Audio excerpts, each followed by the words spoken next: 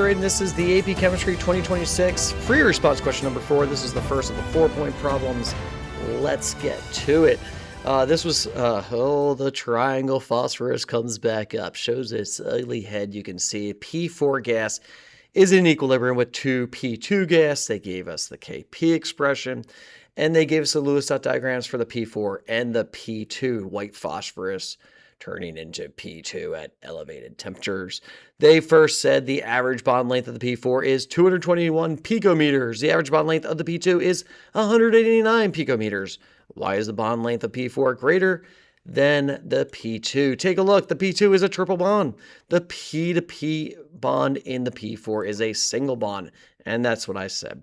The P to P bond in the P2 is a triple bond, whereas the other one is a single bond. Single bonds are longer than triple bonds.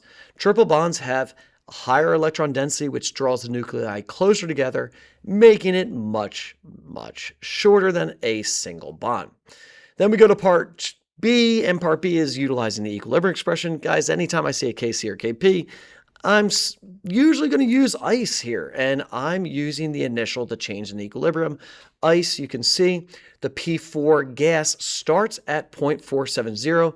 I put in red everything. Everything in red is what they gave you in the problem. We start with 0.470 of the P4. They didn't tell us how much P2, which means we could assume it's 0. And they told us at equilibrium the P2 is 0.63, which means the P2 went up by 0.630, which, take a look at that 2-to-1 ratio, or 1-to-2 ratio, however you want to look at it, which means the change as the P2 goes up by 0.63, the P4 goes down by 0.315, which means 0.470 minus the 0.315 yields an equilibrium of the P4 as 0.155. You then plug those numbers into your Kp expression, and you got a Kp of 2.56, rounded to 3 significant digits. Part C was a little lengthy. Part C says the reaction is thermodynamically favorable under standard conditions, only at high temperatures. Well, look at that Kp. That Kp is it's bigger than 1, 2.56, which means it's going to be a favorable reaction. The delta G is going to be negative. And they were asking us to justify our answer using the delta S and the delta G. And so the first thing I did was take a look in red.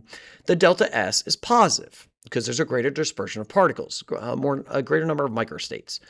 We're going from 1 mole of P4 gas to 2 moles of P2 gas. It's going to be positive, slightly positive, but positive. The delta G is going to be negative since the Kp value is larger than 1, resulting in a favorable reaction. So then in blue, I went to my delta G equals delta H minus T delta S formula. You can see the negative delta G minus T delta S. So yeah, at high temperatures, that negative T delta S is going to be, that's going to drive the reaction, and that's going to make it favorable. But it said it's only favorable at high temperatures, which must mean the delta H is positive. It must be an endothermic reaction. And so I agreed with this, and I agreed, you can see in green, I explained a little bit of my reasoning there, and that is the 4-point problem for AP Chemistry 2026. Hope that helped. See you on the flip side. Bye.